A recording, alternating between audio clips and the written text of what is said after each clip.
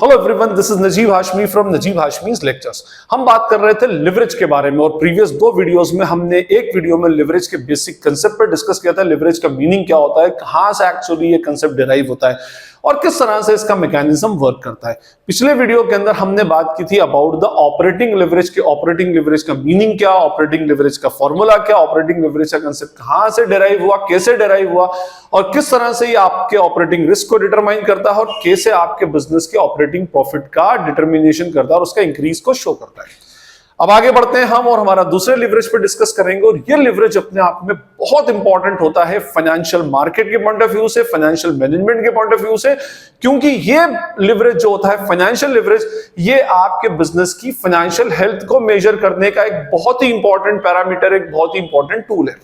तो इस लेक्चर को बहुत ध्यान से सुनिएगा स्टार्टिंग टू एंड तक। इस लेक्चर में हम बात करेंगे अबाउट द फाइनेंशियल लिवरेज, उसका मीनिंग, उसका मैकेनिज्म, उसका फॉर्मूला और किस तरह से फाइनेंशियल लिवरेज आपके बिजनेस की फाइनेंशियल हेल्थ को डिटरमाइन करेगा।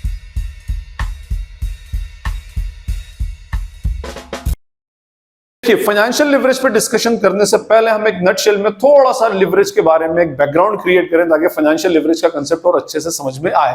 मैंने आपको बताया था कि जो लिवरेज होता है ये एक ऐसा मैकेनिज्म है जो किसी एक बिजनेस में किसी एक फिनोमेना के स्लाइड चेंज होने से दूसरे फिनोमेना में बहुत हेवी चेंज कर देता है। और हमने प्रीवियस लेक्चर्स में बात किया था कि एक फिनोमेना सेल्स में अगर थोड़ा सा चेंज होगा तो आपके earnings before interest and taxes means आपके प्रॉफिट के अंदर बहुत ज्यादा चेंज हो जाएगा। ठीक है, सेल्स में अगर 10% से चेंज होगा तो हो सकता है आपका ईबीआईटी में 20% से हो जाए या 30% से हो जाए या 40% से हो जाए या 50% से हो जाए, depends on the leverage, operating leverage. अब ऐसा क्यों होता है कि सेल्स 10% से खाली चेंज हुई तो आपका ईबीआईटी है जो वो 10% से ज्यादा से चेंज हो रहा है, इसके पीछे कौन सा मैकेनिज्म रिस्पॉन्सिबल है? तो मैंने कहा था इसके पीछे रिस्पॉन्सिबल मैकेनिज्म है आपके बिजनेस में होने वाले खर्चे, आपके बिजनेस के एक्सपेंसेस। और हमारे बिजनेस के एक्सपेंसेस को हमने दो पार्ट्स में क्लासिफाई किया था, दो पार्ट्स में कैटेगराइज किया था, वेरिएबल एक्सपेंसेस और व्हाट फिक्स्ड एक्सपेंसेस। और मैंने ये भी बताया था कि वेरिएबल एक्सपेंसेस के लिए रिस्पॉन्सिबल नहीं होते क्योंकि वेरिएबल एक्सपेंस तो सेल्स वॉल्यूम के साथ इंक्रीज और डिक्रीज होते जाते हैं। तो बड़े सीधे साधे एक्सपेंस होते हैं, सेल्स वॉल्यूम बढ़ा दो तो बढ़ जाएंगे, कम कर दो तो कम हो जाएंगे। अगर इस फैक्टर के लिए, इस मैकेनिज्म के लिए अगर कोई चीज रिस्पॉन्सिबल है तो वो आपके बिजनेस का फिक्स्ड एक्सपेंस, क्योंकि फिक्स्ड एक्सपेंस का रिलेशन आपके बिजनेस के सेल्स वॉल्यूम से नहीं होता, ये अपनी जगह पर फिक्स्ड होते हैं। तो जहां सेल्स के अंदर थोड़ा सा प्रोपोर्शनेट चेंज आता है तो ये प्रॉफिट के अंदर बहुत ज्यादा हेवी चेंजेस कर देते हैं। ठीक है, फाइन। अब आगे हम बढ़े तो हमारे इस फिक्स्ड एक्सपेंसेस की अगर मैं बात करूं तो ये फिक्स्ड एक्सपेंसेस हमारे दो टाइप के हमने डिस्कस किए थे और दो टाइप के फिक्स्ड एक्सपेंसेस से दो टाइप के लिवरेजेस क्रिएट हुए थे। पहले होते हमारे ऑपरेटिंग फिक्स्ड एक्सपेंसेस और दूसरे होते हैं हमारे financial fixed expenses. Operating fixed expenses से हमारे बिजनेस का ऑपरेटिंग रिस्क डिटरमाइन होता है, फाइनेंशियल फिक्स्ड एक्सपेंसेस से हमारे बिजनेस का फाइनेंशियल रिस्क डिटरमाइन होगा। ऑपरेटिंग रिस्क से हमारा कौन सा बनता है? Operating leverage. ये ऑपरेटिंग लिवरेज रिस्क को कैलकुलेट करने के लिए ऑपरेटिंग लिवरेज देते हैं। फाइनेंशियल रिस्क को कैलकुलेट करने के लिए हम कौन सा लिवरेज फाइंड आउट करेंगे? फाइनेंशियल लिवरेज, एफएल और ओएल। ठीक है, अब ऑपरेटिंग एक्सपेंसेस कौन से होते हैं? आपके बिजनेस के रूटिंग एक्सपेंसेस। ये हम ऑपरेटिंग रिस्क को ऑलरेडी हम प्रीवियस लेक्चर में पढ़ चुके हैं, तो आप प्रीवियस लेक्चर में देख लीजिएगा। अब हम बात करें हमारे कौन से फाइनेंशियल फिक्स्ड एक्सपेंसेस के बारे में। अब ये फाइनेंशियल फिक्स्ड एक्सपेंसेस क्या, इस पर थोड़ा सा डिस्कशन करें। देखिए, ये जो वर्ड फाइनेंशियल बना है ये डिराइव किया गया है फ्रॉम द वर्ड फाइनेंस। और आपके बिजनेस में फाइनेंस करवाना मींस आपके बिजनेस में मनी का इन्वॉल्वमेंट करना, कहीं से पैसा लेना, आपके बिजनेस को फाइनेंस करना। भी तो एक कॉमनली यूज्ड टर्मिनोलॉजी, आप बहुत अच्छे से इसको समझते होंगे। अब ये जो फाइनेंस होता है ये होता है through borrowings, usually through borrowings. हाँ, पैसा बिजनेस के अंदर लगाना, that is called as finance. और उसका एक पार्ट है, एक तो इक्विटी के थ्रू लगाते हैं जो ओनर लगाएगा कैपिटल के फॉर्म में, और एक होता है थ्रू बोरोइंग्स जो आप बैंक से कहीं से बोरो करते हैं।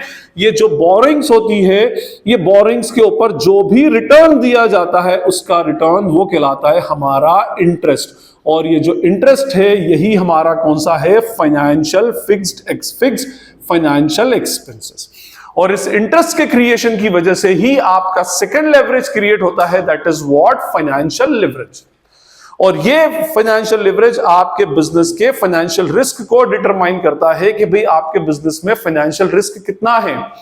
मैंने आपको लास्ट टाइम बताया था, थोड़ा सा आप जरा इसके अंदर देखिए, मैंने आपको लास्ट टाइम एक इनकम स्टेटमेंट बताया था और मैंने कहा था कि सबसे पहले हम सेल्स लेते हैं, उसमें से वेरिएबल कॉस्ट माइनस कर दें तो हमारे पास आता है कंट्रीब्यूशन, फिर फिक्स्ड ऑपरेटिंग कॉस्ट माइनस करते हैं तो हमारे पास बचता है earnings before interest and taxes. इसका मीनिंग ये एक ऐसा प्रॉफिट है जिसमें से ना तो अभी इंटरेस्ट डिडक्ट किया गया ना ही टैक्सेस डिडक्ट किए गए, ठीक है।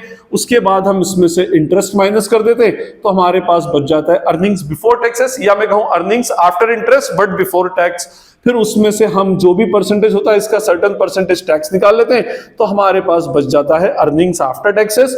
फिर हम इस अर्निंग आफ्टर टैक्सेस को नंबर ऑफ शेयर से डिवाइड कर देते हैं तो हमारे पास आ जाता है अर्निंग्स पर शेयर, ईपीएस जिसको हम बोलते हैं शॉर्ट में अर्निंग्स पर शेयर। कैसे निकालेंगे? जो हमारा ईएटी है उसको नंबर ऑफ शेयर से डिवाइड कर दें। जैसे मान लें कि हमारा ईएटी 2 लाख रुपए है और हमारा number of shares 1 lakh shares हैं, तो 2 लाख डिवाइडेड बाय 1 मतलब हर शेयर के ऊपर, भाई प्रॉफिट के ऊपर किसका राइट है? कंपनी के मालिक लोग का। कंपनी के मालिक लोग कौन? कंपनी के शेयर होल्डर्स। तो पूरा प्रॉफिट सारे शेयर से डिवाइड होगा ना, तो हमारे पास जो पर शेयर वैल्यू बचेगी उसको हम बोलेंगे अर्निंग्स पर शेयर। ये मैंने आपको बैकग्राउंड बताया ताकि मैं फाइनेंशियल लिवरेज का कंसेप्ट आपको अच्छे से एक्सप्लेन कर सकूं। अब ये जो फाइनेंशियल लिवरेज होता है ये बताता है कि अगर आपने इंटरेस्ट लिया है, फिक्स्ड फाइनेंशियल कॉस्ट है, तो उस फिक्स्ड फाइनेंशियल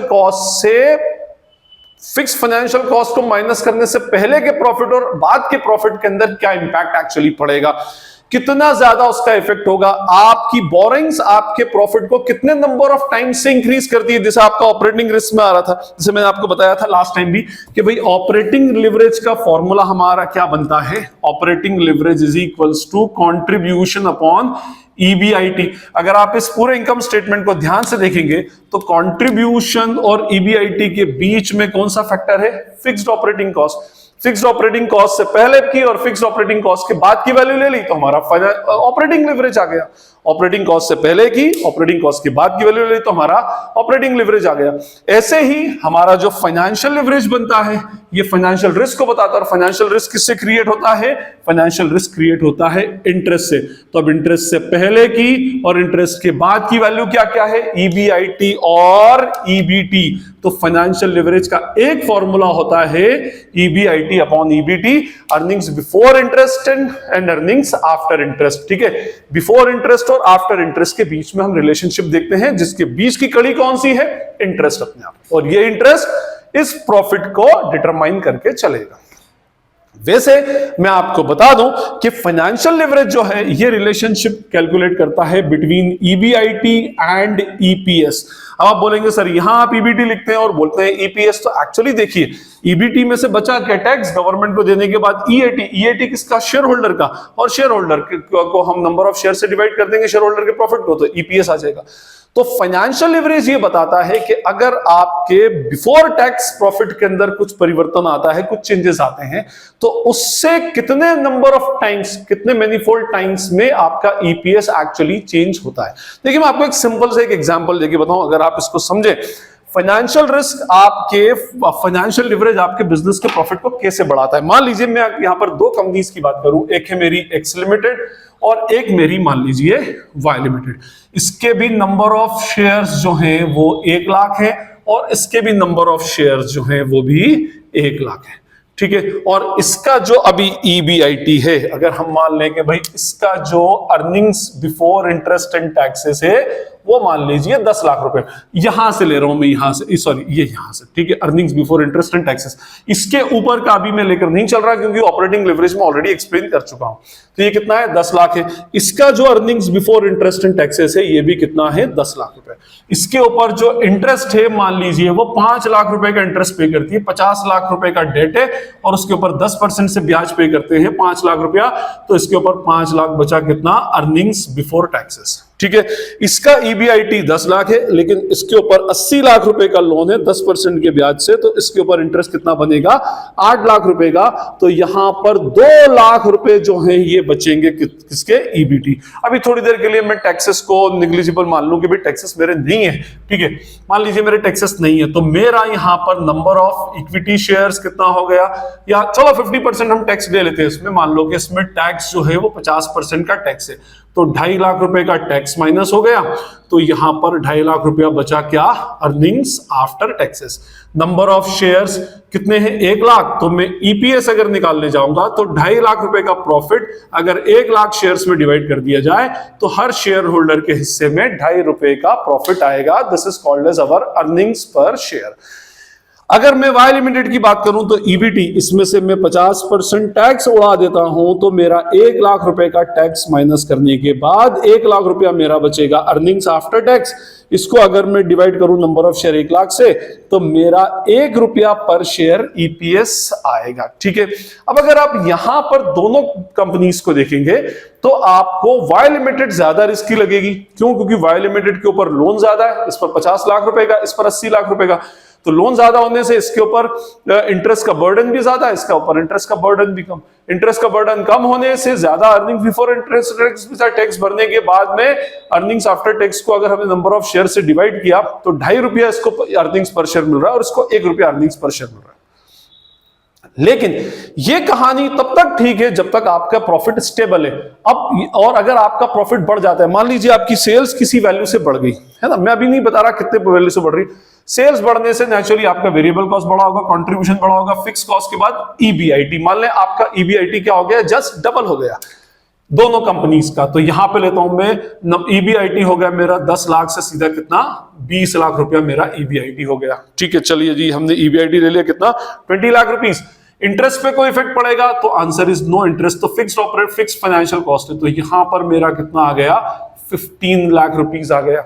ठीक है, अच्छा, उसके बाद 15 लाख में से टैक्स अगर मैं इसका माइनस करूं तो कितना हो जाएगा, 7.5 लाख रुपए का टैक्स हो जाएगा और हमारे पास बचेगा कितना, 7.5। इसका ईपीएस अगर मैं कैलकुलेट करने जाऊं तो 7.5 divided by 1 lakh is equals to 7.5। 7.5 हमारा क्या बन गया, हमारा ईपीएस बन गया। अच्छा, मैं पहले इसका ऑपरेटिंग लिवरेज अगर यहां कैलकुलेट, फाइनेंशियल लिवरेज, अगर मैं इसका फाइनेंशियल लिवरेज कैलकुलेट करता हूं तो फॉर्मूला क्या है, ईबीआईटी अपॉन ईबीटी, मतलब 5 lakh upon 2.5 lakh is equals to 2 times. और यहां पर अगर मैं कैलकुलेट करूं तो इसका जो फाइनेंशियल लिवरेज है वो क्या है, 10 lakh upon 2 lakh, 10 lakh upon 2 lakh is equals to 5 times. Means इसमें 2 टाइम्स का फाइनेंशियल रिस्क है, इसमें 5 टाइम्स का फाइनेंशियल रिस्क है। ठीक है, ये हुआ। अब देखिए यहां पर आपकी सेल्स इंक्रीज हो गई 10 लाख से 20 लाख, है ना, तो मैं अगर आपसे कहूं कि भाई मेरा चेंज इन सेल्स कितना है, तो मैं यहां पर सेल्स में मेरा चेंज हो रहा है 10 लाख रुपए से, sorry change in EBIT, change in sales नहीं, सॉरी, हाँ चेंज इन ईबीआईटी। और मेरा ईपीएस में कितना चेंज आ रहा है, change in earnings per share 5 रुपए का चेंज आ रहा है। मैं इसमें परसेंटेज चेंज इन ईबीआईटी निकालूं तो मेरा 10 lakh upon 10 lakh into 100 is equals to 100%। और वैसे भी हमने 100% से तो बढ़ाया ही, आप ये देख सकते हैं इसको। ठीक है, लेकिन क्या मेरा ईपीएस में चेंज आया, ऑफ कोर्स आया, मेरा ईपीएस 5 रुपए से चेंज हुआ, 2.5 से 5, तो मेरा परसेंटेज चेंज इन ईपीएस जो बना वो बना 5 upon 2.5 into 100 is equals to 200%। ये देखिए 100% से चेंज हुआ, या 200% से चेंज हुआ, क्यों? क्योंकि इसका फाइनेंशियल लिवरेज 2 टाइम्स था। इसका मीनिंग ये होगा कि अगर आपका अर्निंग्स बिफोर टैक्स प्रॉफिट अगर डबल हो जाएगा या जितने भी परसेंट से चेंज होगा, आपका जो अर्निंग्स पर शेयर है, जो शेयर होल्डर को मिलने वाला प्रॉफिट है अर्निंग्स है उसकी, वो डबल से चेंज हो जाएगी। अगर ये 20% से चेंज करूंगा तो ये 40% से चेंज हो जाएगा, ये 50 से चेंज होगा तो ये 100% से चेंज हो जाएगा, ये 80% से तो ये 160% से, और ये 100% से तो ये 200% से। चलिए, तो ये तो हो गई बात किसकी, एक्स लिमिटेड की, जो कम लीवर्ड थी कंपैरेटिवली वाई लिमिटेड के ऊपर, डेट्स कम था, है ना, और ये हमें ज्यादा रिस्की लग रही थी। अब देखिए इसमें खेल अगर आप देखें तो यहां पर बिल्कुल ही कंडीशन चेंज हो जाएगी। अब यहां पर क्या था, ईबीआईटी को मैं इसी केस में डबल कर देता हूं, तो 10 लाख से कितनी हो गई, ये 20 लाख रुपए ईबीआईटी हो गई। इंटरेस्ट पे कोई इंपैक्ट नहीं पड़ेगा, इंटरेस्ट अब भी कितना रहेगा, 8 लाख रुपया ही इंटरेस्ट रहेगा। और अब हमारा प्रॉफिट कितना बचा, 2 लाख रुपए का, 12 लाख रुपए का सॉरी प्रॉफिट बच रहा है। ठीक है, फाइन। ये कौन सा, ये आफ्टर इंटरेस्ट प्रॉफिट है। इस पे 50% टैक्स ले लेता हूं, मान लीजिए कितना, 6 लाख रुपए का टैक्स माइनस किया, तो फाइनली मेरे पास अर्निंग्स आफ्टर टैक्स 6 लाख रुपए हो गया। और मैंने इस 6 लाख को 1 लाख से डिवाइड किया, 1 लाख शेयर से ना, तो मेरा 6 रुपया ईपीएस आ गया, जो पहले कितना था, 1 रुपए से 6 रुपए हो गया। जो मैकेनिज्म उधर कैलकुलेट किया वो इधर कैलकुलेट करता हूं। मेरा परसेंटेज चेंज इन ईबीआईटी कितना है, ये तो 100% है, मैंने कैलकुलेट कर ही रखा है। अब यहां देखिए आप, 1 रुपए से 6 रुपया हो गया, मींस चेंज इन ईपीएस कितना है, 5 रुपया, 1 से 6, तो परसेंटेज चेंज इन ईपीएस जो होगा 5 रुपया कहां से चला, 1 रुपए से, तो ये हो जाएगा 500%। इसका मतलब ये हुआ, तो क्यों 500% है, क्योंकि ये ऑलरेडी 5 टाइम्स, और 5 टाइम्स का रिप्रेजेंट करता है कि अगर आपके before tax, before interest profit के अंदर 1 टाइम्स का चेंज आएगा, तो आपकी अर्निंग्स में, शेयर होल्डर की अर्निंग्स में 5 टाइम का चेंजेस आएगा। तो वैसे तो ये फॉर्म कंपैरेटिवली ज्यादा रिस्की लग रही थी, क्यों, क्योंकि उसके ऊपर डेब्ट ज्यादा था, लेकिन ज्यादा इंटरेस्ट ने देखिए आप किस तरह से कमाल दिखाया। जब प्रॉफिट थोड़ा सा भी चेंज हुआ, प्रॉफिट 100% से चेंज हुआ, तो ये 500% से चेंज हो गया, मींस दोनों में 5 टाइम्स का रिलेशन है। अगर इसका profit before interest profit 2 times से 20% से चेंज होगा, तो ये आफ्टर अर्निंग्स पर शेयर 100% से चेंज हो जाएगा। तो ये जो मैकेनिज्म है, ये मैकेनिज्म फाइनेंशियल लिवरेज से, और फाइनेंशियल लिवरेज इसलिए हम बोलते हैं, मार्केट में बोला जाता है that debt is comparatively cheaper source of finance. Equity से ज्यादा सस्ता पड़ता है डेब्ट। आप ओनर से पैसा लोगे, उसके मुकाबले आप मार्केट से पैसा लीजिए, वहां पर जो रिटर्न आपको देना है वो फिक्स देना, और ओनर को तो जितना बढ़ता जा रहा है उतना ही रिटर्न आपको देना पड़ेगा। तो इस कंपनी के शेयर होल्डर बढ़ती हुई सेल्स के अंदर बहुत ज्यादा खुश होंगे। क्यों, क्योंकि इनका फाइनेंशियल लिवरेज हाई था। देखिए ये कहां से 2.5 रुपए से 7.5 पहुंचा, प्रीवियस लेवल से डबल हो गया, लेकिन ये 1 रुपए से 6 रुपए पहुंच गया, प्रीवियस लेवल का 5 टाइम्स इंक्रीज हो गया। तो फाइनेंशियल लिवरेज जो है आपके बिजनेस के फाइनेंशियल रिस्क को बताता है कि इंटरेस्ट के यूज करने से आपकी प्रॉफिटेबिलिटी के ऊपर क्या इफेक्ट पड़ता है। अब ये तो बहुत ही अच्छी बात है कि भाई हमारा जो प्रॉफिट बढ़ रहा था, प्रॉफिट बढ़ने के केस में तो सर आपने बता दिया, कम होने के सेंस में तो वही सेम कहानी, भाई कम हो जाएगा, भाई यहां पर 2 टाइम्स का रिलेशन है, यहां 5 टाइम्स का रिलेशन है। अगर यहां 10% से कम हुआ तो ईपीएस 20% से गिर जाएगा, 50% से कम हुआ तो ईपीएस 100% से गिर जाएगा, 0 हो जाएगा ईपीएस। यहां खेल अलग ही है, ये और ज्यादा रिस्की है, अल्टीमेटली रिस्की तो है, रिस्क होने की वजह से तो ये बढ़ रहा था उसके अंदर। अगर यहां 10% से कम होगी सेल्स तो 50% से आपका ईपीएस गिर जाएगा, 20% से कम होगी तो 100% से ईपीएस गिर जाएगा, क्योंकि यहाँ पर रिलेशनशिप जो है वो अल्टीमेटली 5 टाइम्स की रिलेशनशिप है। तो इससे हमें ये समझ आया कि भाई हमारा जो फाइनेंशियल लिवरेज है ये रिलेशनशिप बताता है बिफोर इंटरेस्ट प्रॉफिट में, ऐसा प्रॉफिट जो इंटरेस्ट से पहले आया था, और आफ्टर इंटरेस्ट फाइनल प्रॉफिट में जो अर्निंग्स है किसकी, शेयर होल्डर की। तो हमारे पास एक फॉर्मूला क्या बना है इसमें, financial leverage EBIT upon EBT, क्योंकि इन दोनों के बीच में जो फैक्टर होता है वो कौन सा होता है, फिक्स्ड फाइनेंशियल कॉस्ट। लेकिन जैसे मैंने आपको ऑपरेटिंग लिवरेज के टाइम पर 2 फॉर्मूलाज बताए थे कि भाई ऑपरेटिंग लिवरेज का एक फॉर्मूला जिसको हम डिग्री ऑफ ऑपरेटिंग लिवरेज बोलते हैं, क्या है, percentage change in EBIT upon percentage change in sales होता है। ऐसे ही एक फाइनेंशियल लिवरेज का एक और फॉर्मूला होता है, कैसे, ये हमने देखिए परसेंटेज चेंज इन ईपीएस, इसका फॉर्मूला क्या बनेगा, DFL is equals to percentage change in EPS upon percentage change in EBIT. EBIT means before interest profit. First case में अगर मैं एक्स के केस में देखूं तो परसेंटेज चेंज इन ईपीएस कितना था, 200%, परसेंटेज चेंज इन ईबीआईटी कितना था, 100%, तो 2 टाइम्स, और वैसे भी हमने यहां पर 2 टाइम्स कैलकुलेट किया था। वाई लिमिटेड के केस में अगर मैं देखूं तो परसेंटेज चेंज इन ईपीएस कितना था, 500%, और परसेंटेज चेंज इन ईबीआईटी कितना था, 100%। तो आंसर इज 5 टाइम्स। 5 टाइम्स इसका आंसर आया था, और हमने ऑलरेडी देखा भी था यहां पर एफएल में 5 टाइम्स हमने कैलकुलेट किया था। तो ये जो इंटरेस्ट है ये एक ऐसा फैक्टर है कि भाई आप बिजनेस में जब अगर इंटरेस्ट को यूज करने से आप अपने बिजनेस का अगर प्रॉफिट बढ़ेगा तो आपका जो अर्निंग्स पर शेयर है, शेयर होल्डर्स की जो अर्निंग्स है वो many fold times actually increase हो जाएगी। लेकिन इससे एक सबक ये भी मिलता है कि भाई इंटरेस्ट का यूज तभी किया जाना चाहिए जब आपको अपने प्रॉफिट के अंदर इंक्रीमेंट के चांसेस हो। अगर आपका प्रॉफिट डाउन हुआ, आपकी सेल्स, देखिए profit earnings before interest and taxes का सीधा रिलेशन किससे है, सेल्स से। ये कहां से डिटरमाइन होगा, सेल्स। सेल्स में से variable cost, contribution, fix cost, और यहां से। तो इसका मीनिंग ये होगा कि अगर आपकी सेल्स बढ़ती हुई हो तो आप इंटरेस्ट को यूज किए, फिक्स्ड फाइनेंशियल मतलब आप डेब्ट फाइनेंसिंग के ऊपर जाइए, लोन लीजिए मार्केट से, उसके ऊपर इंटरेस्ट पे कीजिए, फिक्स्ड है, तो बढ़ते हुए केस के अंदर तो बहुत ज्यादा आपके प्रॉफिट को बढ़ा देगा। लेकिन अगर आपके बिजनेस की प्रॉफिटेबिलिटी कम है, आपके बिजनेस का सेल्स वॉल्यूम कम है या सेल्स वॉल्यूम डाउन हो रहा है, तो भूल कर भी डेब्ट फाइनेंसिंग पर मत जाइएगा, लोन मत दीजिएगा, क्योंकि फिर वो आपके बिजनेस के रिस्क को भी बढ़ाएगा और आपके बिजनेस के रिस्क के साथ साथ आपके अर्निंग्स पर शेयर को भी बहुत ज्यादा हद तक गिरा देगा।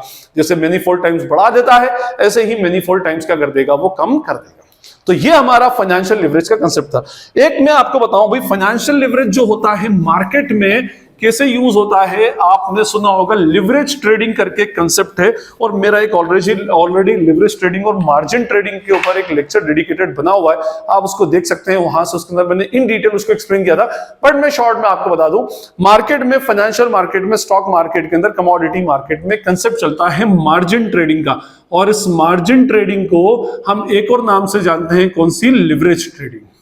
ठीक है, और इस लिवरेज ट्रेडिंग के अंदर क्या होता है, बंदा लोन लेकर के शेयर्स को बाय करता है और उस लोन के ऊपर क्या करता है, इंटरेस्ट चुका देता है। किससे लोन लेता है, वो जो भी उसका ब्रोकर होगा, ब्रोकर फर्म होगी, उस ब्रोकर से लोन लेता है। जैसे मैं आपको फटाफट से एक बार बता दूं कि मान लीजिए कि आपको किसी एक एक्स लिमिटेड के शेयर्स को बाय करना है और इस शेयर की वैल्यू भी मान लें 50 रुपया या 100 रुपया वैल्यू चल रही है, और आपको लग रहा है कि शाम तक या कल तक या 2-3 दिन में होल्डिंग करता हूं तो इसके प्राइसेस जो होंगे वो 25% से इंक्रीज हो जाएंगे, है ना। अब आपके पास 10,000 रुपया पड़ा है इन्वेस्ट करने के लिए, और अगर आप इसमें 10,000 रुपया इन्वेस्ट करते हैं तो 10,000 डिवाइडेड बाय 100, तो आपके पास कितने, सिर्फ 100 शेयर्स ही आएंगे। ठीक है, और अगर मैंने 100 शेयर्स को बाय किया, 10,000 रुपए इन्वेस्ट किए, और मान लीजिए 25% से इंक्रीमेंट हो गया तो 2500 रुपए बढ़े, तो मेरे रिटर्न कितना आएगा, 12,500, मतलब 10,000 पे 25%, मतलब 25% का मैंने मुनाफा कमाया। मेरा ब्रोकर मुझे लिवरेज की फैसिलिटी, मार्जिन की फैसिलिटी देता है, वो बोलता है मैं आपको 3 टाइम्स का लिवरेज दूंगा, 3 टाइम्स का मार्जिन दूंगा। तो इसका मतलब जितना आपका मूल है, जितना आपका प्रिंसिपल अमाउंट है, उससे 3 टाइम्स का लोन आपको वो दे देगा, तो आपकी टोटल अमाउंट 4 टाइम्स हो जाएगी। मींस 10,000 पर 30,000 का लोन आपको और मिल जाएगा। ठीक है, तो 10,000 पे 30,000 का लोन मिला तो आपके पास टोटल इन्वेस्टमेंट कितना हो जाएगा, 40,000। तो अब आप 40,000 में 100 रुपए से कितने शेयर खरीद पाएंगे, 400। पहले आप कितने खरीद पा रहे थे, सिर्फ 100, अब आप कितने बाय कर सकते हैं, 400 शेयर्स। तो नेचुरली अब जो परसेंटेज ऑफ प्रॉफिट बनेगा वो 400 शेयर पर बनेगा। आपने इन्वेस्टमेंट किया कितना, 40,000। ठीक है, उस पर मान लो 25% का मुनाफा हो गया, तो 25% का मुनाफा होता है 10,000। ठीक है, अब आपके पास रिटर्न कितना आया, 50,000। ठीक है, इस 50,000 में से आप 30,000 रुपए किसके वापस कर दो, जो आपने लोन के लिए थे, और बचे कितने, 50 में से 30 गए तो 20,000 रुपए आपके पास आ गए। अब 20,000 में से आपके कितने थे, सिर्फ 10,000, तो 10,000 रुपए का सूखा मुनाफा हुआ आपका। ये देखिए अब आप, और उसके बाद ये तो मैंने सिर्फ सिंपल से बताया, मान लो इसके ऊपर, मान लें कि इस 30,000 के ऊपर 10% का ब्याज था, मान लें जस्ट फॉर एन एग्जांपल, तो 30,000 का 10% बनता है 3,000। 3,000 का इंटरेस्ट देने के बाद आपके पास 7,000 का प्रॉफिट बच रहा है। अगर आप इस मार्जिन को नहीं लेते तो आपके पास 2,500 रुपए का प्रॉफिट होता, जो 25% होता है, और मार्जिन लेने के बाद, इंटरेस्ट चुकाने के बाद भी आपके पास 7,000 का प्रॉफिट बच रहा है। आपकी मूल इन्वेस्टमेंट थी 10,000 की, आपका प्रॉफिट सब कुछ काटने के बाद 7,000 का, तो आपको 70% का मुनाफा होगा। तो देखिए आपने लोन लेकर के ट्रेडिंग की तो आपका प्रॉफिट कितना हाई हुआ। लेकिन याद रखिएगा कि ये सिर्फ इंक्रीमेंट के केस में बता रहा हूं, अगर ये उल्टा केस हो गया, 10% 20% से डाउन हो गया, तो आपकी हालत खराब कर देगा और आपके पास जो बची कुछ इन्वेस्टमेंट है वो भी खत्म हो जाएगा। मान लो 25% से डाउन हो गया तो ये पूरा का पूरा कहानी ही उल्टी हो जाएगी। जो आपकी 10,000 रुपए की मूल प्रिंसिपल जो अमाउंट था, जितनी इन्वेस्टमेंट था, वो पूरा का पूरा वाइप आउट हो जाएगा, पूरा साफ हो जाएगा। तो फाइनेंशियल लिवरेज बढ़ते हुए प्रॉफिट के अंदर तो बहुत ज्यादा इंपॉर्टेंट होता है, बहुत ज्यादा बेनिफिशियल होता है, आपकी अर्निंग्स को बहुत बढ़ाता है। लेकिन घटते हुए प्रॉफिट के अंदर आपके पूरी अर्निंग्स को साफ कर देगा, पूरी तरह से खत्म कर देगा। यही तो रिस्क है बेसिकली। इसी रिस्क के ऊपर तो अपना फाइनेंशियल मार्केट चलता है। एक बात और बता करके मैं अपना लेक्चर फिनिश करूंगा। इसके अंदर मैंने आपको पहले भी बताया था फर्स्ट लेक्चर के अंदर कि जब भी कभी लीवर्ड आ जाए, जैसे ये जो लिवरेज वर्ड यूज करते हैं हम जनरल सेंस में या फाइनेंशियल मार्केट के अंदर, तो हमारे पास 2 लिवरेज आए, कौन से, फाइनेंशियल और ऑपरेटिंग लिवरेज। ठीक है, एक फाइनेंशियल लिवरेज और एक ऑपरेटिंग लिवरेज। और ऑपरेटिंग लिवरेज क्रिएट होता है due to operating fixed expenses, है ना, और फाइनेंशियल लिवरेज होता है due to financial fixed expenses. ये कौन से हैं, इंटरेस्ट है, और ये सारे के सारे खर्चे होते हैं। कोई भी कंपनी दुनिया में, कोई भी बिजनेस दुनिया में इस लिवरेज से नहीं बच सकता, ऑपरेटिंग लिवरेज से। दुनिया में कोई भी बिजनेस होगा तो उसका कुछ ना कुछ ऑपरेटिंग लिवरेज डेफिनेटली होगा, ऑपरेटिंग फिक्स्ड कॉस्ट। ये आपके बिजनेस के कैपिटल कॉस्ट स्ट्रक्चर को डिटरमाइन करता है। लेकिन फाइनेंशियल फिक्स्ड कॉस्ट या फाइनेंशियल लिवरेज हर फर्म का होगा ऐसा कंपलसरी नहीं है। फाइनेंशियल लिवरेज सिर्फ उसी बिजनेस का होता है जिस बिजनेस ने मार्केट से कोई बोरिंग्स की है और उस बोरिंग्स के ऊपर वो क्या कर रहा है, कुछ ना कुछ इंटरेस्ट किसी को पे कर रहा है, और इंटरेस्ट की वजह से ही क्या होता है, आपका फाइनेंशियल लिवरेज क्रिएट होता है। तभी तो मैनीफोल्ड टाइम्स बढ़ता है। इंटरेस्ट अगर मैं हटा दूं, मान लीजिए मेरा EBIT 10 लाख रुपए है और इस पे इंटरेस्ट कुछ नहीं है, तो मेरा EBT भी कितना आएगा, 10 लाख, तो मेरा फाइनेंशियल लिवरेज कितना हो जाएगा, 1 टाइम्स। अब मैं इसको 10 को बढ़ाकर 20 कर दूंगा तो नेचुरली ये भी बढ़कर कितना हो जाएगा, 20 ही हो जाएगा। तो इसका मतलब 1 टाइम्स ही रहा। मतलब अगर परसेंटेज चेंज इन EBIT और percentage change in EPS same ही रहेगा, जितना परसेंट से EBIT चेंज होगा उतने ही टाइम्स से EPS भी चेंज होगा, मैनीफोल्ड टाइम्स का कोई चेंज नहीं आएगा। इन शॉर्ट मेरा कहने का मतलब ये कि ये जो फाइनेंशियल लिवरेज है, यहीं से अगर आप फाइनेंशियल मार्केट में बात करें और कोई बोलेगा कि भाई X limited is a levered firm और Y limited is an unlevered firm, तो इसका मीनिंग ये होगा कि एक्स लिमिटेड अगर लीवर्ड फर्म है तो आप ये नहीं पूछेंगे भाई कौन सा लिवरेज है, फाइनेंशियल या ऑपरेटिंग। वो एक्चुअली फाइनेंशियल लिवरेज को ही प्रेजेंट करता है। X limited is a levered firm, इसका मीनिंग ये होगा कि एक्स लिमिटेड के ऊपर कुछ ना कुछ लोन है, and Y limited is unlevered firm means इसके ऊपर कोई बोरिंग्स या कोई लोन नहीं है। ठीक है, या अगर ऐसा बोलते हैं कि भाई एक्स लिमिटेड ने अपने आप को डीलिवरेज कर लिया। डीलिवरेज कर लिया मींस जितना लोन था उस लोन को क्या कर दिया, चुका दिया, जो उसके ऊपर लिवरेज क्रिएट होता है उस लिवरेज को खत्म कर दिया। ठीक है, या लीवर्ड बन गई, वाई लिमिटेड लीवर्ड फर्म बन गई, तो इसका मतलब उसने मार्केट से क्या किया है, लोन लिया। इसका हाई लिवरेज है, इसका लो लिवरेज है। तो इस तरह से बेसिकली हम देखते हैं। तो फाइनेंशियल लिवरेज आपके बिजनेस में इंटरेस्ट की कहानी को बताता है। ये मैंने आपको पूरा एक्सप्लेन करने का ट्राई किया। आई होप अब आपको ये कंसेप्ट क्लियर होगा। स्टिल अगर कोई क्वेरी या डाउट लगती है, कोई भी दिमाग में अगर सवाल उठता है तो आप मुझसे कमेंट सेक्शन में पूछ लीजिएगा। जितनी जल्दी होगा आपको पढ़कर रिप्लाई करने का ट्राई करूंगा। और अगर आपको ये वीडियो यूजफुल लगता है तो अपने फ्रेंड्स के साथ में शेयर करें, चैनल को सब्सक्राइब करें और वीडियो को लाइक करें। This is Najeeb Hashmi signing off from Najeeb Hashmi's lectures. Thank you.